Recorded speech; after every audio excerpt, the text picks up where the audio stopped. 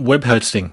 The reason why you need web hosting is to store your website files and images. To get started, go to hostgator.com.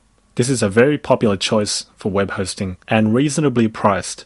So to register for web hosting, simply click Web Hosting and choose a plan. You've got your Hatchling plan, Baby plan, and Business plan. The difference is the Hatchling plan only allows one single domain name, meaning you can only host one www.yourdomainname.com.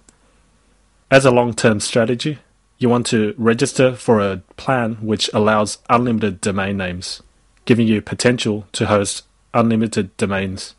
The next plan above, the Business plan, allows unlimited domain names with the added private IP and SSL certificate. This is more advanced. It's best to stick to the Baby plan, which will give you more value for money and all the necessities to host your websites.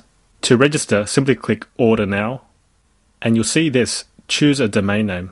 If you've already registered a domain name, simply enter your domain name in I currently have a domain name and enter it in this field, and then continue to step 2. If you want to register for a domain name using HostGator, you can enter your choice of domain name here. The rest of the steps are quite self-explanatory. Simply fill in the form and your web hosting account should be created within minutes.